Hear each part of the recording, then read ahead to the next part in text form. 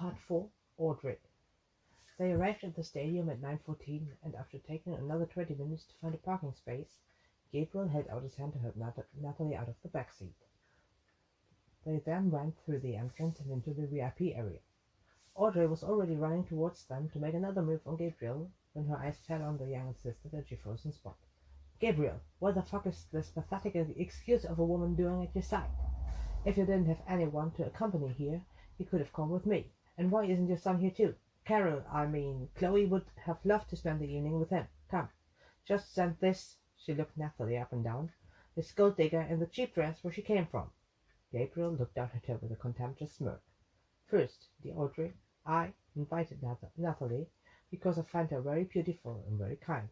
Second, I designed the dress she is wearing, so if you would excuse us, I would like to get me and the amazing woman at my side something to drink," he said snidely. Audrey stared at him in shock. Then she lifted her head and scoffed to utter while she laughed, so that Natalie only could understand. "You will so regret that, you little bitch." The shocked woman let out a gasp.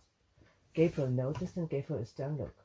"Whatever she said to you, don't let it get to you. She's just jealous. Come on, let's get something with alcohol in it so we can make it through this night," he said sweetly. Natalie nodded. I'm sorry for not being the way you needed me to," she said apologetically. "Shush, you're perfect just the way you are. Would you mind if I laid my arm around you?" he asked reluctantly, while he already reached around her back and held on to her waist. He cleared his throat with blushing cheeks and added, "If you don't mind to—" "Oh, thank you."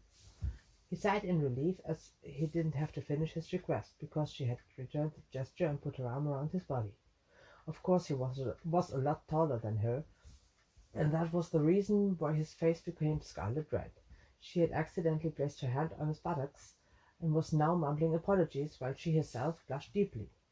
Yet she had not moved her hand away to not draw any attention to her mistake. Gabriel nudged her towards the bar, where he asked her sheepishly, while he scratched the back of his neck with his left that wasn't clinging on to her delicate figure. "What would you like to drink, dear?" Natalie took a sharp breath. "Just water would be fine," she hummed. "Are you sure? Maybe you're going to need something with alcohol in it, so you can stand my presence all night," the niece sighed and mused. That made her laugh. "Really," she said, "I'm perfectly fine with water, and I don't feel like I will have a hard time spending the night with you. Oh no, that's not what I meant. Sorry, I was—" Gabriel held a little tauter for a moment. "I know what you meant," he chuckled.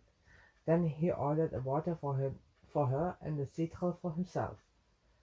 Then they got themselves seated. Natalie raised her eyebrows. "Are you telling me that we are going to stay here? Is that your imagination of attending a rock concert?" she asked in disbelief. The older man shrugged. "How else am I supposed to attend a rock concert?" he wondered with a grin, knowing exactly what she meant. "You should get out there in the front row and enjoy it, instead of staying here watching the whole thing on the screen. You could have done that from your home just as easily," she blurted out. Gabriel closed his eyes for a moment and inhaled deeply. "Well, if you really want me to go out there, I need something stronger than citral." He got up to go back to the bar when he saw Audrey watching them. He immediately bowed before Natalie and took hold of her hand to place a delicate kiss on the back of it. "I'll be right back, my dear," he then said loudly, while he winked at her and pointed his head at the mayor's wife. Natalie's eyes began to sparkle, and she started to smirk as she crossed his arm and got to her feet, snaking her arms stiffly around his neck to then place her soft, full lips on his, making an electric wave shoot down his whole body immediately. A moment later, the young woman pulled back her face, deep red as she ranted. "Oh, fuck. I am so sorry. I have no idea what came over me, sir, and can you please forgive me?" But Gabriel had already pulled her into a hug and whispered hoarsely, "You're playing with fire, Miss Onkel. I like that, but if you are doing so, you have to be prepared for the place that might come." Then he placed a prolonged kiss on the side of her neck before he left her there to get himself a stronger drink. Audrey noticed her standing there on her own and seized her chance. "What do you think you are doing?" she spat. "Trying to sneak into their life and take away what's Emily's and what was supposed to be mine?" Before she had the guts to lure him into her web. "I don't know what you're talking about, madame." Natalie tried to calm her. You know that very well.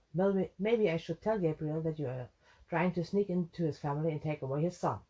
Or maybe, Gabriel yelled behind her, you should just leave us alone and piss off. Then he said calmly to Natalie, "Come, my dear, we'll go into the first show to really see that concept."